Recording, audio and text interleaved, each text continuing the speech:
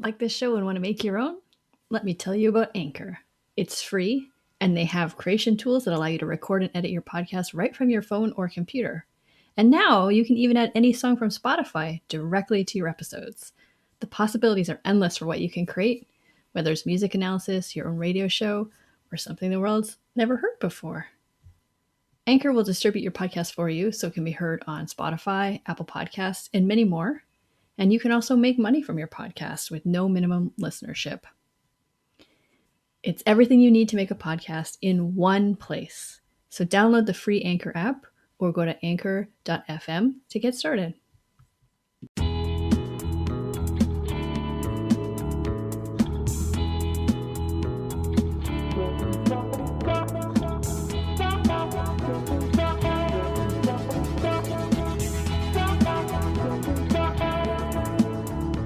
Hi, and welcome to the Vocal Fries Podcast, the podcast about linguistic discrimination. I'm Megan Figueroa. And I'm Carrie Gillen. We have a great episode today. Yes.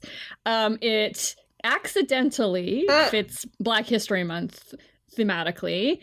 If we had tried to make it work like this, we wouldn't have been able to do it. Right. So it's completely an accident. Yeah. Yep. But we are happy that it's coming out today. Yeah, it's up there. It's one of my faves. Yes. I want to remind people to, if they can / want to, they can listen to us through Radio Public, their app, because if you do, then we get paid and it's completely free for you. So it's like win-win. Yes. Cha-ching! Yeah, we finally got our first payout, and I was like, "Ooh, this is exciting!" Taking myself out to lunch. Yeah, it's pretty much about that amount, but better than nothing. Yes.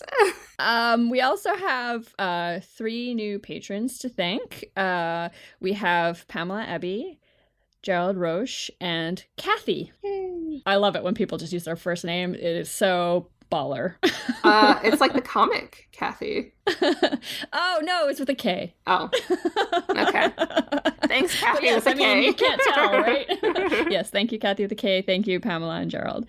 So if you also want to become a patron, you can support us at 3 different levels. The $1 level, we thank you. The $3 level, you get thank you. Plus, you get your name on our podcast, but also you get a sticker. And we have a new announcement. Every 3 months, we're going to send you a new sticker. Yeah. So if you stay supporting us and it's month 4, you get a new sticker. Yeah. And it's not like we're just like, giving you a fresh, clean sticker that you had before. No. A whole new sticker. A new design. So we're very excited about that. Yeah. So if you've already been supporting us, worry not. Yeah. You will also be getting those stickers. Yeah. And then at the $5 level, all of what we just said before, what I just said applies, but you also get access to our bonus episodes. Yeah. And we so far have 13. So that's 13 whole new episodes that you can listen to. And the latest episode, we talk about Spider-Verse. Mm-hmm, which is so great. Yeah, I love that movie. We've talked, I don't know if talk's the right word. We nerd rage. We nerd rage a lot, although not so much with Spider-Verse. No. Yes. No nerd raging. That was more nerding out. Yes. The rage was gone. It was just the nerd. Yeah. And, I really want to encourage people to support us because it would be really great to hit $300 a month because then we can pay for a transcript for each of our going forward episodes, which would be so great. Yes. Because I'm not good at it. It takes me forever. Yes. So it'd be nice to be able to pay a professional to do it. It would be great. We feel bad that they're not already readily available to everyone. We want to make it more accessible. Yeah, more accessible, more inclusive. Yes. That's always our aim. And we have the first 15 transcribed now. But we just keep rolling along, so it's like hard to keep up. And Carrie's doing such a good job, but we want to pay someone, so I'll do this. Yeah, because they'll do it faster and better. So feel free to support us so we can do that. Yes. And speaking of Black History Month, it's been a bizarre Black History Month, as many people have talked about before. Yes. I mean, how many people in blackface are politicians now? I mean, we also have a couple of emails that I wanted to read. So we have one from Nellie. Hi there. I don't really have anything useful to say. And to be honest, I'm not even sure if it's the right forum for compliments. Sure. You know, it's nice to receive compliments once in a while. Yes. But I just wanted to take a moment and thank you so much for all the work you do. As an inspiring linguist who happens to be a young woman, it's so unbelievably inspiring to listen to you discuss all the things I'm passionate about, especially since you do it with such deep knowledge and empathy. You've been my constant companions throughout the first leg of my undergrad, and I cannot thank you enough for all the perspectives you've brought forth and all the new things you've taught me. Sidebar. Oh! I know. It just makes me like a little sad for myself when I was that age. I didn't have anything like this. Me neither. Podcasts didn't exist, but yeah. Yeah. I'm from Northern Europe, currently taking part in a foreign exchange program in Canada, and your discussions around Newfoundland English and Res English really aided my understanding of the multiple linguistic varieties in this large country. Yes, it is very large. Also, being so far away from home was made so much easier with your podcast close at hand. So again, thank you so much. I really hope you still enjoy doing what you do, because I sure enjoy listening to it. Oh. I know. Being a student, I unfortunately can't afford to become a patron as of right now. However, as soon as I have a little bit of cash to spare, I'll definitely send it your way. We totally understand. Yeah, don't sweat it. Don't sweat it. No guilt. If you can help, obviously we're happy, but if you can't, it's all good. Yeah. I hope you had a terrific start to the new year and that 2019 will be a kinder year to us all. Kind regards, Nellie. Oh. She has a PS here, basically like, as you can probably tell, English isn't my first language. No. That was like, I could not tell. Yeah. Thank you so much. Yes, thank you. We have another one from Steve Lee. Hi, Carrie and Megan. I've been meaning to write to you for a while, but you know how to-do lists get when you're in academia. Oh, yes. I've been a fan of your podcast since around the time it started, and I'm always excited to see new episodes posted. I'm an ethnomusicologist with a background in linguistic anthropology, and last semester I taught a graduate seminar called Music and Language. Oh my God! I wish I could take that class. I know. Yeah. There aren't that many people who kind of like study that overlap, but there are some, and it's incredible. It's great. Yes. For 1 week, I assigned my students episode 23, Rock and Rhotic, and it was a hit. Yay. that was a hit for non-musicians too, or you know. Yeah. I mean, talking about music is always fun. Yeah. So thank you, Bob Kennedy. Yeah. It sparked a great discussion, and I was glad to have an excuse to share your podcast with them. Anyway, I just wanted to tell you both what an awesome job you're doing, to let you know what a great teaching tool your podcast is. Looking forward to the next episode. All the best, Steve Lee. Thank you so much. Yes. By the way, if you do use your this podcast in your class, please let us know, because we'd love to send you a button as a thank you. Yeah. Yes. No, we definitely want to thank you. And I love hearing about it. Yes, absolutely. I mean, it's just so great to know that we're like helping students with their learning, because that's always what I wanted to do when I was teaching. Yeah, me too. So thank you so much. Just one more little thing that I wanted to bring up, because of course, language Twitter was just all up on this, but oh yeah, I want to bring it up for anyone who didn't see this. Also, just as a reminder, not to be an asshole. Barbara Ehrenreich on Twitter. So Barbara says, I confess, I hate Marie Kondo because, aesthetically speaking, I'm on the side of clutter. As for her language, it's okay with me that she doesn't speak English to her huge American audience, but it does suggest that America is in decline as a superpower. I know. I saw that and I just was like, what? Like, how could you feel okay saying almost any of this? The very beginning of it is fine. You like clutter. Who cares? That's fine. Yeah. And you're being cute about it. You're like, yeah, like if she had ended it there, I bet she would have gotten a lot of like, yeah, me too. Like, yeah.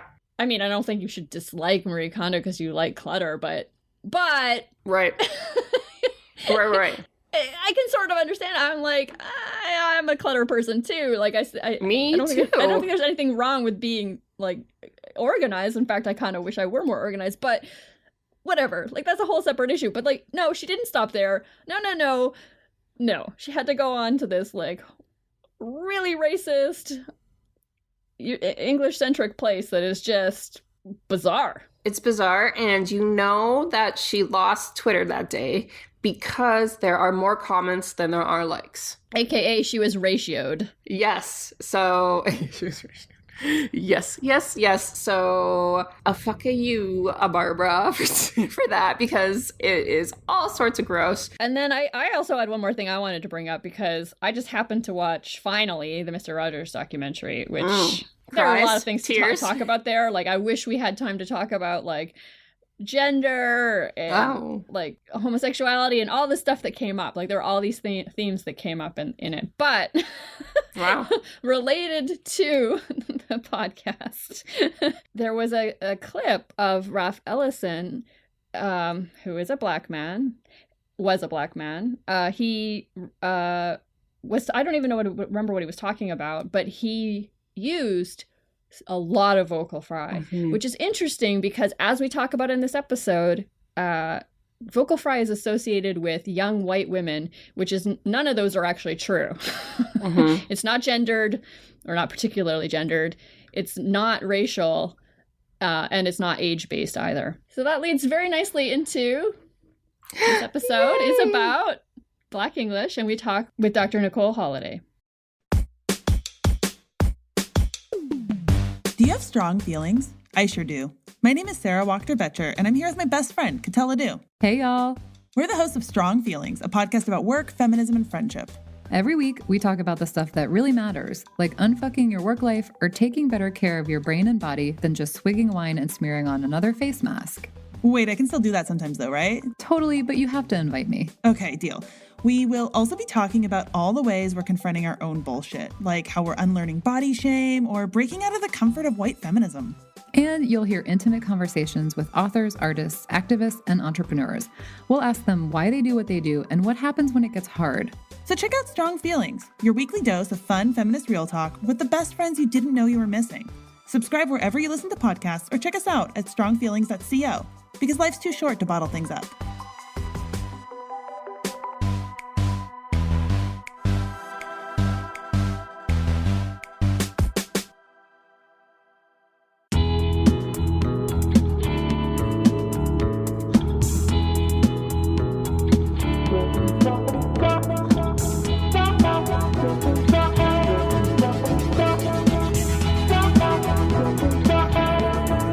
Today we have Dr. Nicole Holliday, who is an assistant professor in the Department of Linguistics and Cognitive Science at Pomona College. She studies sociolinguistics, specifically how individuals interact with language to conceptualize and construct identity of both self and others. She's especially interested in how individuals who cross traditional racial/ethnic boundaries reflect multiple social identities through linguistic practices. So welcome.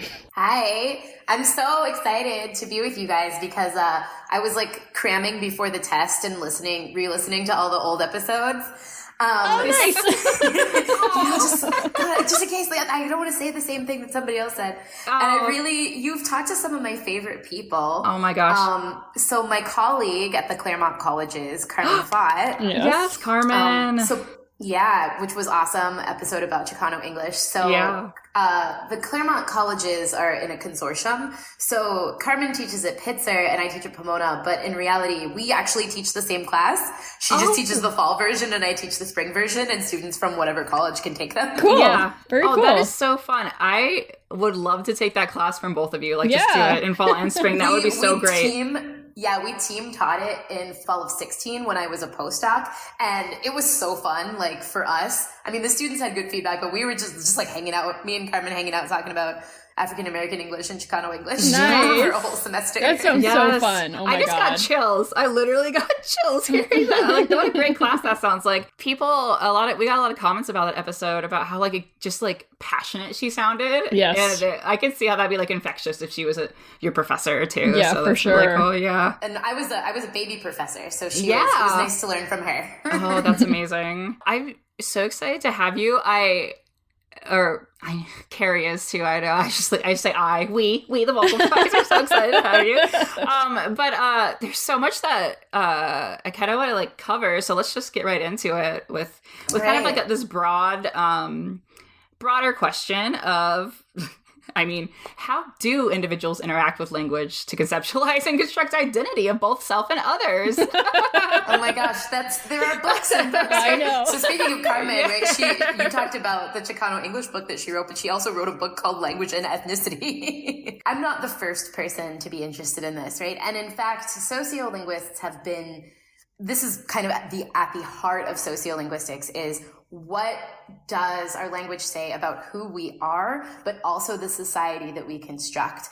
And what has happened sort of, I think, in popular mainstream sociolinguistics in the last couple decades is there's been a shift in focus towards the agency of the individual. Yes, there are things that we perform about ourselves that we are not doing at a conscious level, but we also have some control. Right. And some control at the conscious level and some control at the subconscious level. So the variables that I study are things like tone and pitch and intonation. So the movement of the voice, which I think are things that usually kind of operate below the level of consciousness for people, although they have some awareness of it. So I've had people that I've interviewed tell me like, oh, I have like a switch. Like I have this mode where I can sound black and I have this mode where I can sound white, and they can't tell you what features are changing, but they know that there's something different. So there's things sort of at the level of like the pitch, which is all intonation, right? But also the voice quality, the voice itself.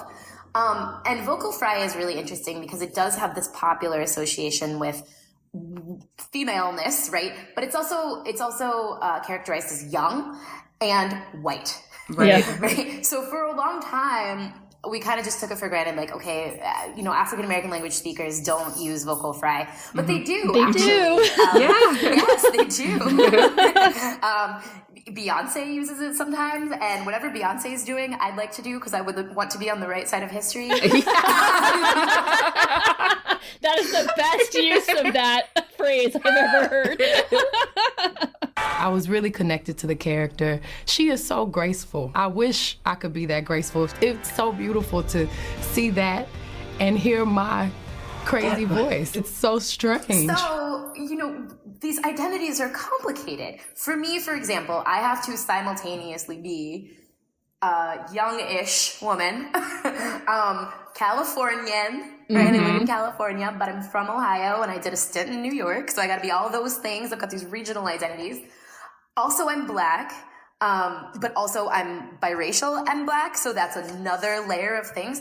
And these things are sometimes sort of in the popular imagination seen to be in opposition to one another, or we imagine that sounding Black isn't what sounding Californian is, but there are millions of Black people in California that somehow manage to do both. When we talk about sort of identity, performance, and construction, it's this, Penny Eckert from Stanford has this concept of bricolage, right? The layering of features to construct an individualized identity. And that's something that I think is really powerful for speakers because I can be all of the things that I feel myself being at once through my language, through this particular combination that becomes unique to me. I don't know if you would know the answer to this, but do you see that vocal fry is used a lot in the Black Californian dialect of English? Yeah, anecdotally, I would say yes. Most of the recordings that I'm still working on were things that I did for my dissertation work in DC. And because I study intonation, I love vocal fry. I love all voice quality phenomena. But if you study intonation, vocal fry is like the bane of your existence. Yeah, I guess that would be the case, though. I hadn't thought of that. What happens is that people are at the very bottom of their pitch range, right? And the movement of their voice vocal folds is aperiodic. And so you can't actually get reliable pitch measurements. Yep. So if you're trying to study pitch and people are doing all of this creak and stuff, it's like, Yeah. But so because that's what I was doing, I can tell you that every single Black biracial man that I interviewed in DC was creaky, so creaky. Yeah. And all of them were, at the time that I interviewed them in 2015, they were all 18 to 32. So it definitely is a younger phenomenon. When I've talked to older Black speakers, they don't seem to do that as much, but the men are very, very creaky. You know who I've noticed is creaky? And actually, I sent a message to Megan about it. Have you heard Lizzo? Yes, She is creaky. uses so much fry in Juice. So much. I love it. Mirror, mirror on the wall, don't say it 'cause I know I'm cute. Louis down to my drawers, LV all on my shoes. I be dripping so much sauce, got a bit looking like Grey Goose. Lit up like a crystal ball, that's cool, baby, so is you. That's how I roll. If I'm shining, everybody gonna shine. I was born like this, don't even gotta try. I like shot and naked better over time. They just say I'm not the baddest bitch you like. Yeah, it's true. So I don't think, it's interesting because I don't think that hearing that feature, I'm really interested in how people make ethnicity judgments. So when you hear somebody behind you and you're like, that's a Black guy, I really want to know what it is about the voice that tuned you into that. And I think that vocal fry is actually not a disqualifier. Maybe it was, right? Because it's been a change in progress. So it's possible that 15 years ago, Black speakers really weren't very creaky, and they have become so as a change over time. But I think it's very possible to sound quite identifiably Black and to use a lot of vocal fry. Yes, absolutely. Yeah, and speaking of DC and being biracial, we saw that you did some work with the way that President Obama speaks. And Michelle. Yeah. And Michelle, of And course. Michelle. Yes, of course. What is it about political figures who alter their patterns of language use to perform some sort of different identity, appealing to constituents? What is it exactly that we're picking up on? I've been joking that I'm the pioneer in the field of Obama linguistics.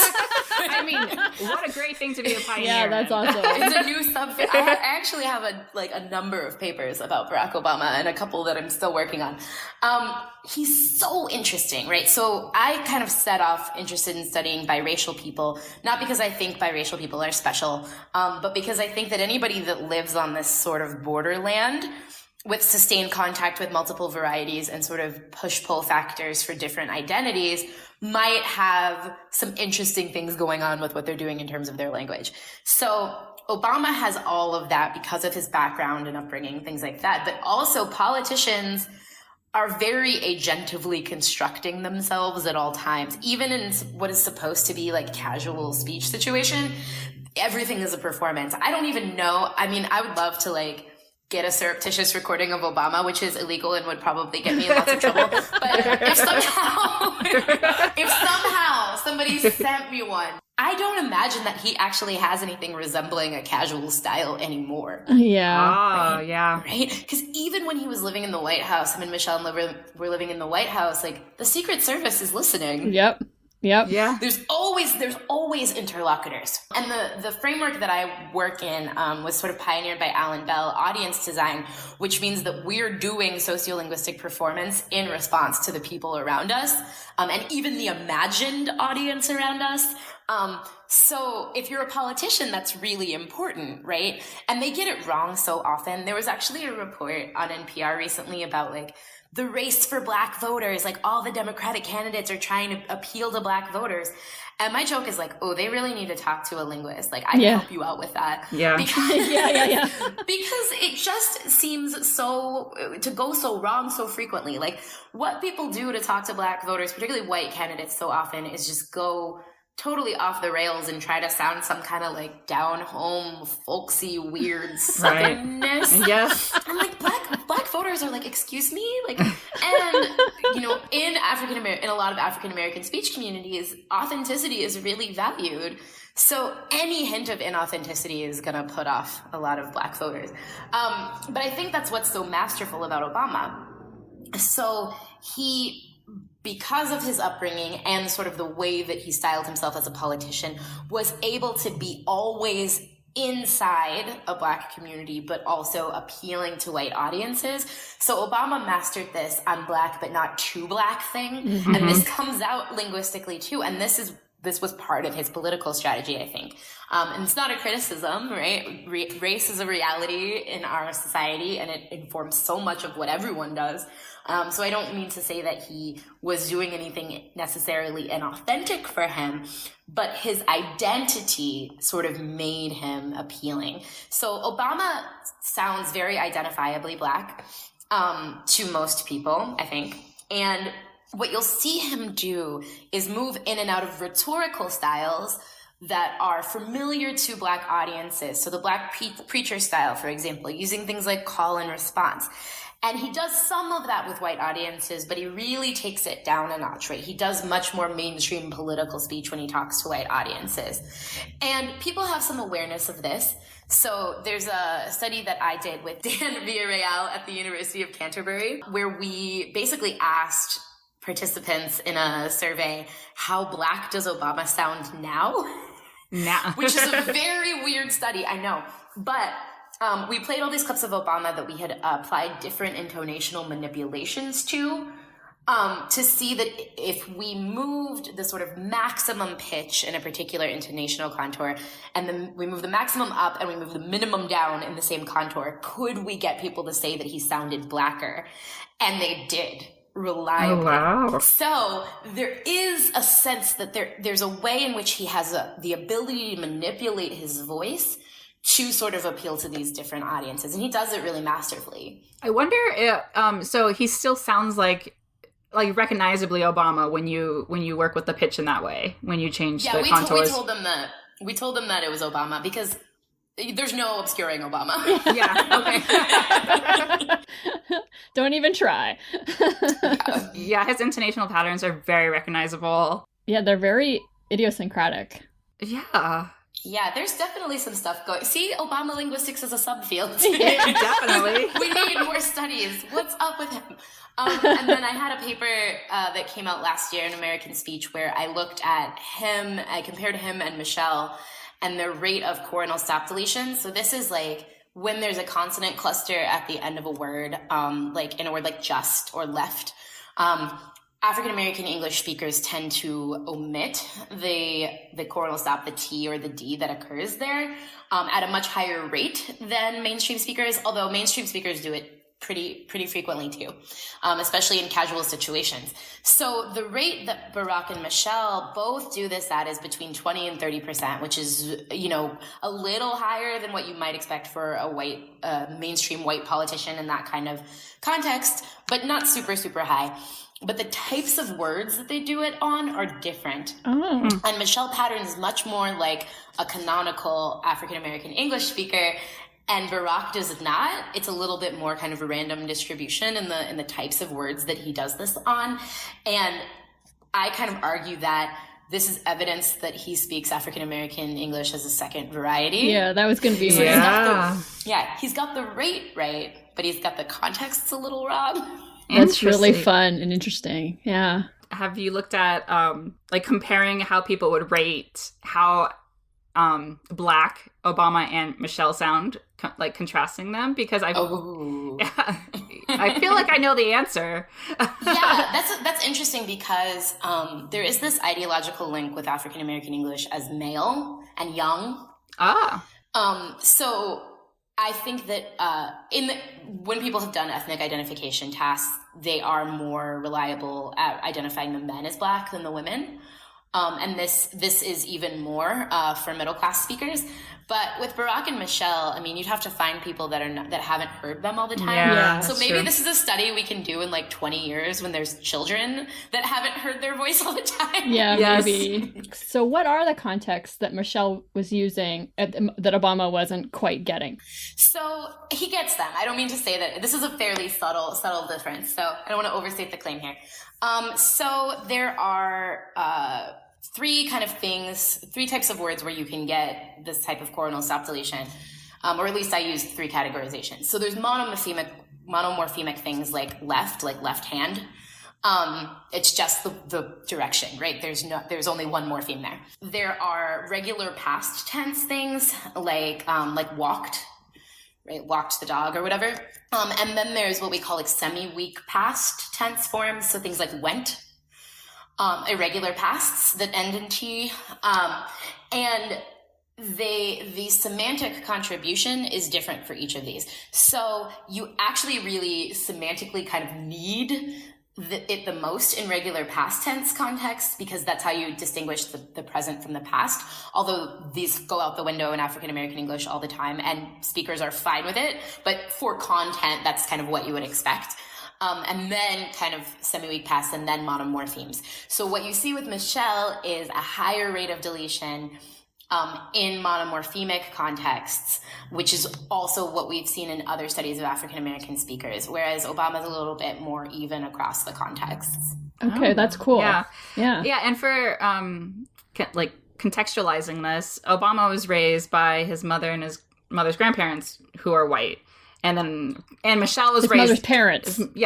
Yes, his grandparents, his mother's parents, and then Michelle was raised by her mother and father who are Black. But it's not just their immediate family, it's also the community around them. So Michelle is the south side of Chicago, predominantly lower middle class African-American community. Obama was raised all over the place, right? In Indonesia, and then in Kansas and Hawaii, whatever. But he talks in his memoirs about kind of learning to be more comfortable in Black spaces as a teenager, which corroborates this idea that maybe this is a sort of a second dialect thing for him.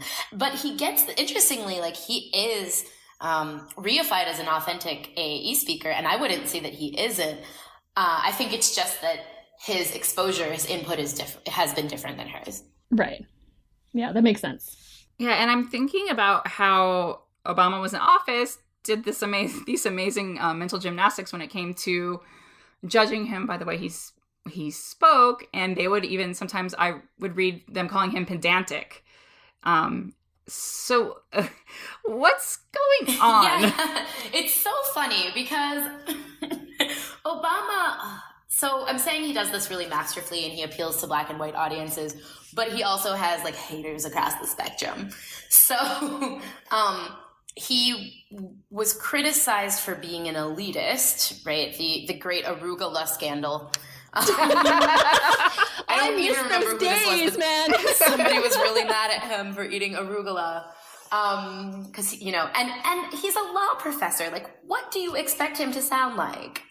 Like, that was his job before he was a senator. So, of course, he's going to sound, traditionally, classically erudite. Professorial. Professorial. I mean, and if he didn't, he'd be criticized for that. Like, who let this guy be a professor?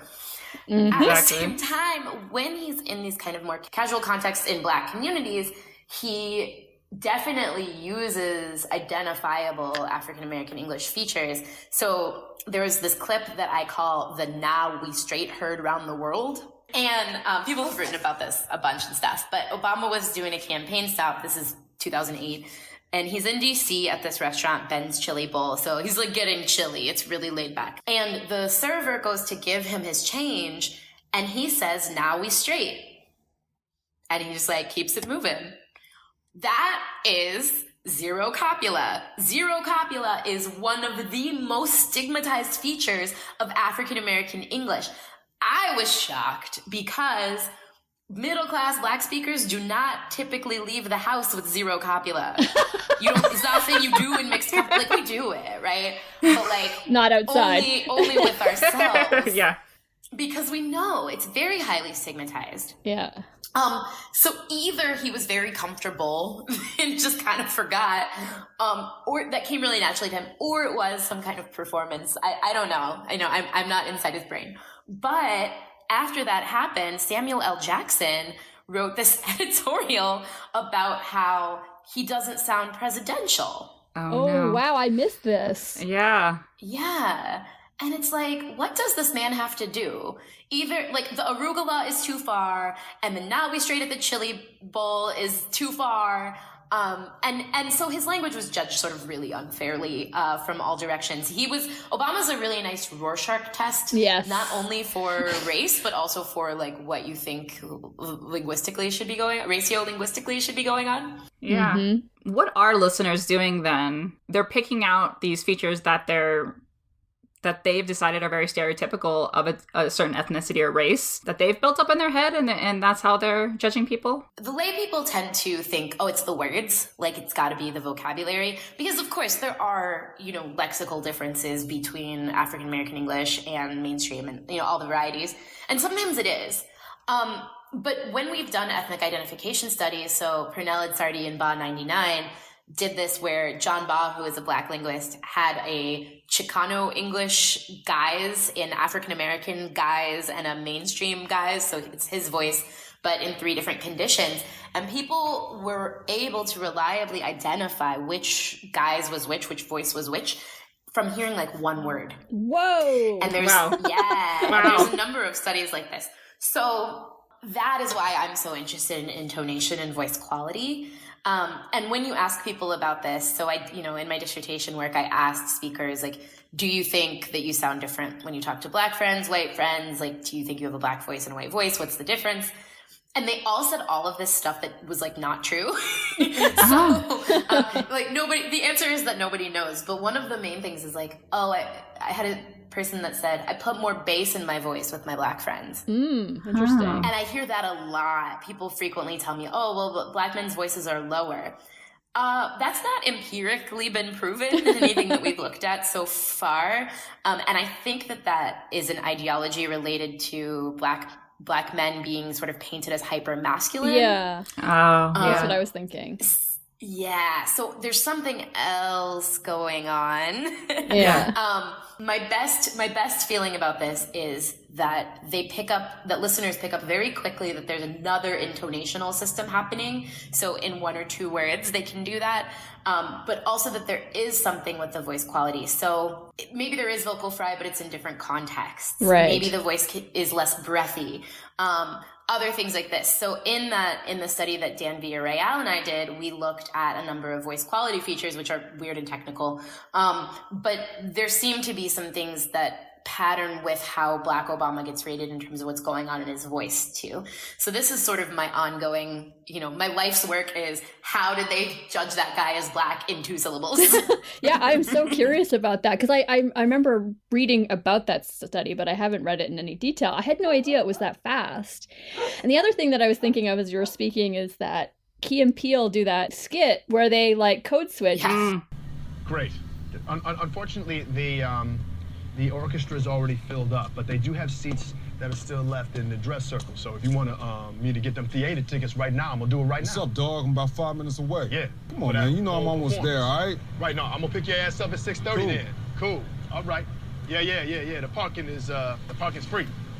So they got that Oh on my lock. God, Christian, I almost totally just got mugged right now. And they sound much deeper. So I think they're also playing off of this idea in their head that Black men's voices are deeper, which I didn't really think of before now. That skit specifically was they put on, like, quote unquote, put on this Black voice because they were trying to look tough to the other guy, right? So it kind of really plays into the hypermasculine thing. And they're talking in this each of them are talking this very mainstream way on the phone. And as they get closer to each other, using like more African-American English features. And it's very clear, right? It's like morphosyntactic and lexical features too. It's really over the top, like stereotypes of Black masculinity, right? Yeah. That are part of why that is so funny. And also so sad. Yes, absolutely. Yeah, definitely. Well, and Key and Peele are both biracial as well. I wonder would that skit have looked differently if they weren't biracial? Yeah, I think so. So, I want to teach a whole Key and Peele class too. Yeah, right. Can I take that class? Key and Peele. So there is another Key and Peele sketch that I like because they talk about being biracial pretty frequently, and it's called Black Jeff. So everybody go look it up. Yes. That's not how things work in this establishment. Someone will come to you. Yes, we're sorry. No problem. What was that? What? Well, where was Black Jeff? Black Jeff? What? Yeah, Black Jeff. I read somewhere that when you date a biracial guy, you're supposed to get the best of both worlds. So there are white Jeff situations and there are Black Jeff situations, and that was definitely a Black Jeff situation. It's Key. He is on a date in a fancy restaurant with a white woman, and they walk in, and the server says that the woman needs to cover up her décolletage.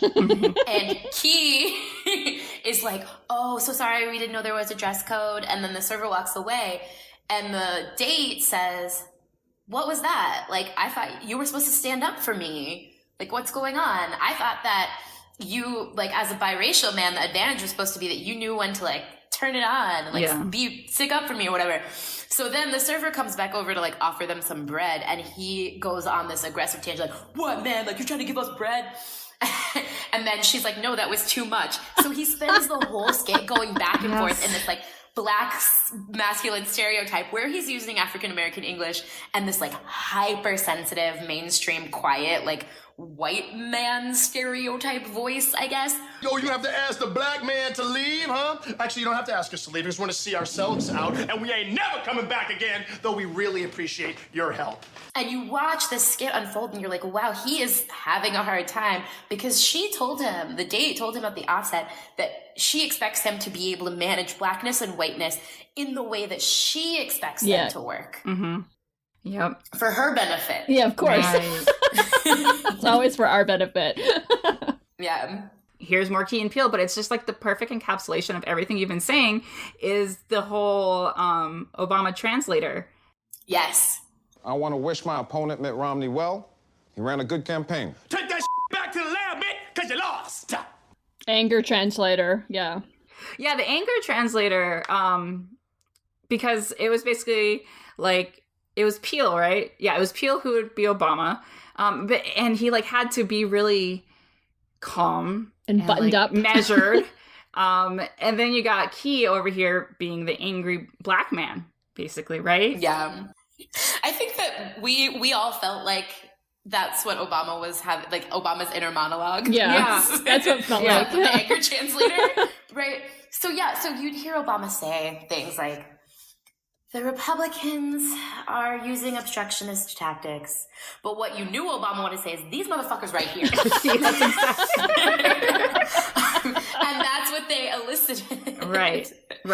And this is why I wanted to study biracial people, because I think that when you have the practice of other people having this expectation about you, you might be able to talk about it a little bit more explicitly. And you see similar things with particularly middle and upper middle class Black speakers. They talk about being accused of talking white, sounding white, selling out, being inauthentic. But a lot of them grow up in communities where they're the only Black kid or one of 10 Black kids in the whole town, right? So what are they supposed to do? And their input is, you know, from white teachers who have this certain expectation of them. But then when they go home, you know, it's a different setting.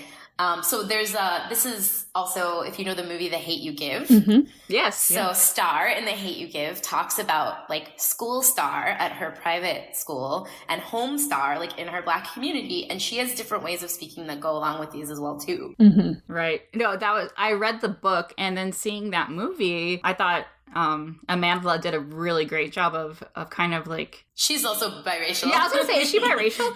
Yeah, she went back and forth between this, like, you know, she was at the boundary. Like, it was a really good way to introduce, like, a bigger audience to this kind of switching, I thought. I mean, I saw that you have a paper, I'm going to butcher it, but it's something like put a hoodie on him and he'll be definitely sound Black to you, or something, you know, what was it? Put a hoodie on him, have him walk down an alley and see how biracial he is then. Right. Black biracial men, identity and language variation in law enforcement, in dialogues about law enforcement. Yeah, I mean, I was just like, it hit it like... Yeah, it hits you hard. It hits you hard, and you realize this has wider implications, legal implications, like these kind of really impactful societal implications that many white people probably aren't thinking about. Although after Trayvon Martin, you should definitely be thinking about it. I mean, you'd hope so, yeah. But I recognize that that's not realistic, but... Right. Yeah. Well, so that title is that there was a person that, it was like an official in the NAACP, and somebody asked her, like, oh, well, is Obama really Black? You know, he's biracial, da-da-da-da. And that was her response. Put a hoodie on him, have him walk down an alley at night and see how biracial he is then. It's so good because it gets down to the heart of it.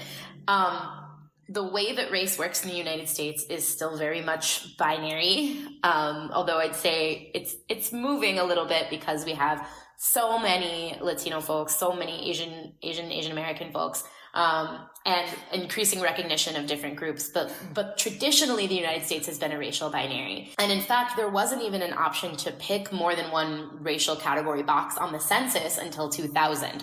So we're talking about the first generation of kids now, people my age, that have been always able to sort of say that we're biracial, but still with this recognition that when it comes down to it in life or death situations, we're Black. Yeah. And the government will classify us as Black. Yes.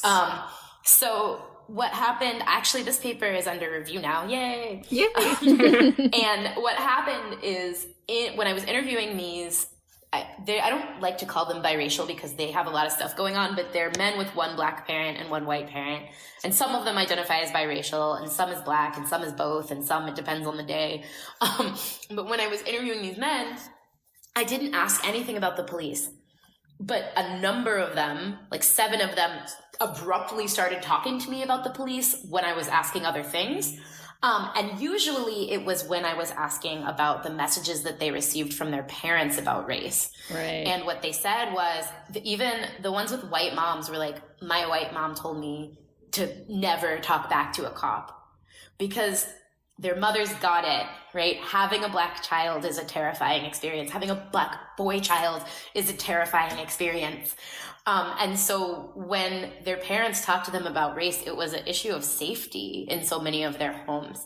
And they have this, you can sort of physically see how they react when they start talking about the police. So what I thought was going on is maybe there's some intonational correlate of this too. And what you find is as soon as they start talking about the police, as opposed to other aspects of their identity and the things that their parents told them, they get hyper standard in their intonation. Mm-hmm. Very mainstream. Wow.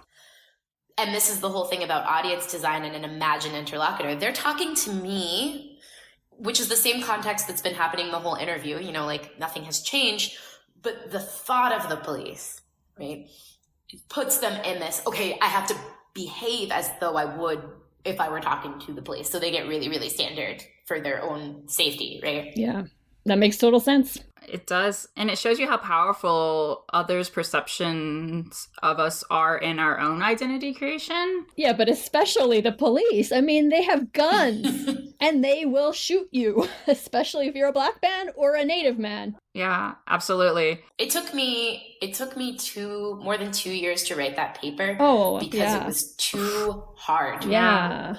It hurt me too much. Right. Yeah. That's the weight that speakers carry around with them. So when we talk, sometimes we talk about variation, like at this very surface level, like, oh, do people say soda or pop? So cute. Haha. But there's some real deep stuff going on here. Yeah. Mm-hmm. And even if you manage to not get shot by the police, you may then go into court and you're going to be judged by the way you speak as a Black man in front of a judge and jury. Mm-hmm. Mm-hmm. So I teach a class on linguistic discrimination. Mm-hmm. Yeah. It's kind of you guys' thing. And I teach it in the Inside Out prison exchange format. So we take the students from the Claremont colleges in Pomona to a medium security prison here in Southern California. And we hold the class with 12 students from the colleges and 12 incarcerated students just Very together. Cool. It's awesome. Yeah, yeah, it's awesome. It's the best possible situation in which to teach that kind of class because you get a really wide variety of linguistic backgrounds and experiences, even from the college students, right? But I had a student, he was not a native speaker of English, and he ended up writing a paper about everybody that he had met in the prison and their linguistic experiences from their point of view and how they had all been treated unfairly. How certain people had, from his perspective, certain people had been given longer sentences because they weren't able to communicate or they weren't seen as credible because English wasn't their first language or because they spoke African-American English or Chicano English or because they were lower literacy. And the injustice that he personally had witnessed as an incarcerated person on the basis of language. And so heavy, right? Because what it means is there are people sitting in jail for using zero copula. They're sitting in jail for an extra year because they use zero copula, right? Like, this is some heavy, heavy stuff. Yeah. And it's from the bottom level all the way up to every institutional power structure that we talk about. So we've talked about it a lot in the education system for 50 years. Criminal justice system too, but it's a little bit, harder to break into, right? We can't really do studies in prisons the way that we do studies in schools. But certainly that stuff is going on. And of course, there's Rickford and King's 2016 paper about the George Zimmerman trial, where they talk about Rachel Jeantel, who was on the phone with Trayvon Martin when he was killed, and the ways in which she was painted as not a credible witness because she's a Haitian American. She struggled with literacy. As a high schooler, she went to an underperforming school in Miami, and she spoke a very Black American variety, and people, in some cases willfully, and in some cases sort of maybe not willfully, did not understand her and did not find her credible. And they argue that probably impacted the outcome of the trial, in which case, George Zimmerman was not sent to prison for that. Right. Yeah. I even read some people claiming that she didn't even speak English, which was obviously false. That is so hateful. Yeah. I mean, that comes from a very ugly, racist place when you say stuff like that about the way someone else speaks. Yeah, but you all know this, right? It's almost still acceptable to discriminate against people on the basis of their language. Absolutely, that's the whole. Even if what's really going on is racism or sexism or whatever, exactly. You can so hide behind that. And it's in the class that I teach, we talk a lot about this in employment. So you can very easily say that someone didn't have the communication skills for the job, or that they weren't a good fit, a good cultural fit. Yep. Right. What does it mean? All right. And it's a very easy way to throw out women and people of color. Yep. Mm-hmm. Yeah, absolutely. And I kind of want to talk about the same thing, but shift a little to the last thing I want to talk about before we have to let you go is social media and how this is playing into this whole picture of how we use language to create our identities and how we use language to discriminate against people and all of that. I wanted to bring up a tweet that I saw that made me think of you. This is from Juan Pablo Brammer, who is a Chicano cultural writer, and he wrote, quote, "It's annoying to me when non-Black people break out the AAVE when it's time to use their quote-unquote activist voice. Like, can you do social justice tweets in your own vernacular? That's not how you talk." So I had never heard activist voice before he said that, but I knew exactly what he was talking about. Yeah, same. And the glaring example for me was the word woke. Yeah. So white people co-opting the shit out of woke.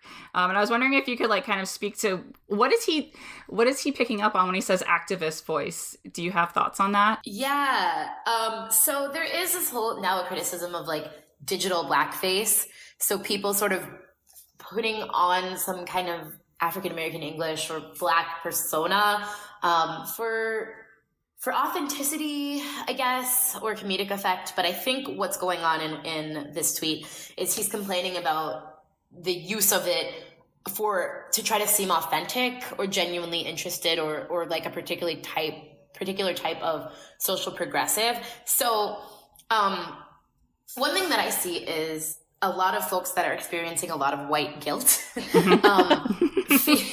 feel like they want to say something, but they don't know how to say something and not be offensive.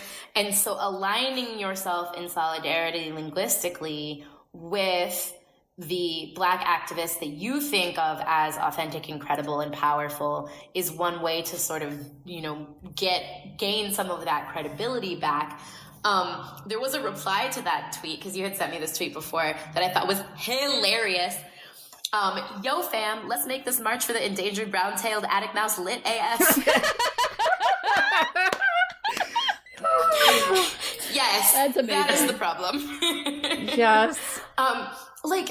And the other thing that they're missing, this is just a linguistic fact, is that language changes inside the community. in a different sort of faster way than it changes outside the community. So by the time somebody is saying, yo fam, let's get lit AF, no Black teenager in America is using those words. So they sort of give themselves away as later to the party by using the words that are older. But I don't know that this necessarily comes from a harmful place. Like, and even in that tweet, he's just annoyed. Yes, right. And he's annoyed because it feels like we can't ever have anything. Yeah. Like, people of color, like, good Lord, like, we can't have our language, we can't have our music. Like, people, there's a quote, I think it's Chris Rock, and, you know, the profanity, but it's like, everybody wants to be a nigga till it's time to be a nigga. Yeah. That's it. It's like, you guys think it's really cute to like put on our language, and even this thing that the like Instagram models are doing with like curling their hair and making themselves more tan and like fake biracial. Really dark in some cases. Yeah. Like really These white girls look like me. Yeah, well, Ariana Grande does it. Yeah. Right? You know, I'm an Ariana Grande fan. Oh, me too. So I'm not going to come for her. Yeah. But it's a thing, you know? It's a thing. And she's not as bad as some of these, like, European women who are, like, lighter than me. Yeah. But what he's saying is, like, yes, these people of color have authenticity in activist circles because we have skin in the game. Literally, we are the people who are often most deeply impacted by these things. And that's why we get this authenticity. And it's annoying and offensive in some cases when you get white activists trying to show their investment or their credibility by too closely aligning themselves with the people who are directly impacted every day. Right, and it's inauthentic, right? You mentioned earlier that that's one of the worst things you can do if you're trying to like be an ally to the Black community or align yourself with the Black community is being inauthentic, and you're putting something on. That's not real for you. Yeah, it's rough. But the internet is this whole other thing, right? Because people they can have personas and things, and you know, even not just avatars, but like what these women on Instagram are doing, right? You can sort of Photoshop your way into constructing a different type of persona identity for the world than what you can do in real life. And so if what you're trying to do is seem like a really woke activist, it might behoove you to make yourself seem racially ambiguous, linguistically, and sort of in the way that you present yourself physically and things too. So I think there's some element of that going on as well. Yeah, absolutely. Yeah, and I think when one brought this tweet up, he's Chicano. He's half Chicano like I am, so he's not Black. But I think it was like his way of aligning with the Black community is saying, hey, other non-Black people, stop doing this. People could be using Chicano English features too, although they don't tend to be as registered, so people don't know about them as much as related to that community the way that they do with African American English. So I think that, you know, he can speak to that as a member of the community that he is too, but it might not be sort of as evident. Yeah. There's the overlapping features of double negatives and the consonant cluster reductions at the end of is like Chicano English as well as African American English. So yeah, and those have been in contact. I mean, yeah, like, absolutely. We're in LA, right? Those have been in contact forever. So it's hard to say like this is a Chicano feature, this is an African American English feature in all cases, right? Yeah. So do you think that social media how is it playing into this kind of appropriation of Black English? Is it, you say like by the time that like, you know, like I remember on Fleek getting into like the white community finally and it was like so over. Do you think that, are we going through these phases quicker now? I think we are going through them quicker, but I think it's like capitalism. Well, that's a whole other topic, but anyway. Yeah, well, you know, there's a lot of brands that have like try to have like really cute Twitters, so they have you know, accounts, whatever. So they have like some 25-year-old like running their Twitter. Like Wendy's got into a feud with somebody recently. I don't know, like you know, these brands. Yeah, and so they're trying to sort of present themselves as hip, young, relevant. And so they do use this language and they hire young people who authentically use this language. But the thing is that when you see Burger King using your community's language, all right, now Burger King's got it and we're not using it anymore. Right. So I think that has kind of acted as an accelerator. There's also just the fact of, yes, like, does a lot of lexical innovation come from African American speakers? Absolutely. Every word that you have that's cool is ours, including cool. We did that. But lexical innovation also comes from young people and, like, you know, young people on the internet. And so you get this thing where, okay, the new words are from teenagers across the racial spectrum, also from African American speakers interacting with each other online. And the boundaries of who's a member of the community and who's allowed to use these words become a lot more porous when we're online, because we're not in real geographically bounded spaces. We're not necessarily even in ethno-linguistic spaces, right? We're talking to strangers. Yeah. So the words and the patterns move at a different rate and in a different way. So Wikipedia Brown / Eve Ewing on Twitter. So she tweeted, a white person just used the word YPIPO, so WYPIPO, in my mentions, and I can't even begin to explain how intensely that makes my eyelids twitch. The co-option of Black language practices has happened for generations, but the way social media has hastened it is so frustrating sometimes. And then I also had a friend who is neither white nor Black who asked me, is it okay to say white people? And I was like, I mean, I would maybe mention it, but I don't think I would use it because it's very, it is co-opting. So anyway, how do you feel about this tweet? White people. You know what is a good analogy?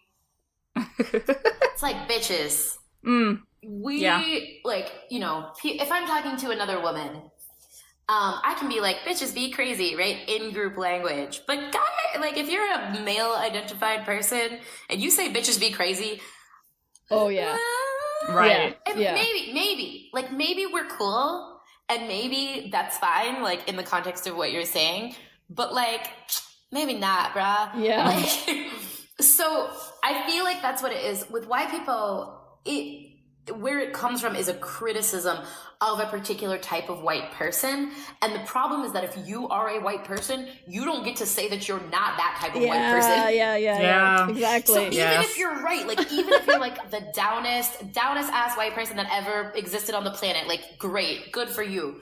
You don't get to call yourself not one of those white people. Right. We decide if you're one of those white people. Yes. And so I think that's where the frustration is coming from this, which is like, how dare you? It's like you don't get to call yourself an ally. Yeah. That's what it is. It's like, if you're saying white people, you have aligned yourself with me, but I'm not sure that I want you on my side. Right. Like, do I know you? Right. Yeah. Perfect. Yeah. It feels a lot more personal than saying ally. Yeah, like doing the same thing. You're kind of conveying the same message, but in a more like intimate way. And I see what you're saying there. Like, whoa, wait, what are you doing here? An ally is already so problematic. Yes, of course. I never call myself that because I'm like, what? How do I get to decide? Like you're saying, like it just feels so icky to me. Don't you? Yeah, you feel like such a jerk. You're like, I'm an ally to the queer community. Like, no. Yeah, I'm not an asshole to the queer community. That's the best that I can say. You know what I mean? That's the A. That's the A we all need to not be, is not an asshole. Yeah. So, but also, like, you know, we are linguists and we are not here to prescribe. Right, of course. And so I feel ambivalent about this, right? Mm-hmm. If speakers and tweeters out in the world are saying, no, like, this is inappropriate because it's in group and it doesn't mean what you think it means and I don't like this, like, that's their prerogative. Yeah. At the same time, language changes and spreads and is diffuse, and particularly online in the ways that we've talked about. And so it's possible that maybe it's interesting and useful if white people becomes a word that everyone uses for a particular type of annoying, you know, fake woke white person. I don't know. Right? I'm just here to describe. Yeah, I know. That's how I feel about it too. Like, I'm like, especially as a white person, I'm like, well, I can't say whether you can use it or not, but I feel uncomfortable about it. Like, but then for me as a person of color, I also, like, I'm not the final say, right? Me and Wikipedia Brown might not agree. Yeah, exactly. Yeah. And it does, you know, this is like another thing that happens a lot, is that Black students, Black linguists, Black people in the world are so often put on the spot to speak for everybody, the whole community. And I'm like, I don't know whether that's offensive over in New York. I don't live there. Like, I'm not all Black people. Yeah. And it's hard, right? So I think the best that we can do is say, okay, if you are a white people and you want to use white people, just, you know, stay aware of what you're doing. Yeah. Right? Recognize that there might be some backlash. Like, I'm not a person that's dogmatic about, oh my God, that was appropriated and white people can never say it. Like, I don't think so. Language moves and it changes and it's alive, and that's okay. But not being an asshole means being cognizant that things are imbued with cultural meaning that you might not have all of the access to at all times. Yeah. And so when you're talking to and about a community that you're not necessarily a member of, you should be a little careful. Yeah. Wow. I think that's exactly perfect way of encapsulating the problem. I was going to say, Dr. Nicole Holliday, I think that's a great place to end, because that was perfect. We did it. And just under an hour. Done. Hi. Let's all pat ourselves on the back. We're really good allies. Yeah, we are. Oh. Alrighty. Yeah, well, thank you so much. Yeah, thank you so much for talking with us. Yeah, that was fun. Really great. Yeah. We like to leave everyone with, don't be an asshole. I co-sign this message. Look at what's happening right now. Every serious scientist says we need to act. The Pentagon says it's a national security risk. Miami floods on a sunny day, and instead of doing anything about it, we've got elected officials throwing snowballs in the Senate. Okay, Mr. I think I got it, bro. It is crazy. What about our kids? What kind of stupid, short-sighted, irresponsible bull? Whoa! Hey! What? Okay, no, hey.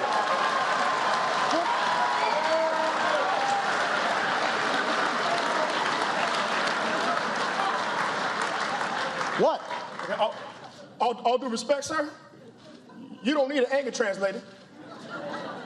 You need counseling. The Vocal Fries podcast is produced by me, Carrie Gillen, for Halftone Audio. Theme music by Nick Granum. You can find us on Tumblr, Twitter, Facebook, and Instagram at VocalFriesPod. You can email us at vocalfriespod@gmail.com, and our website is vocalfriespod.com.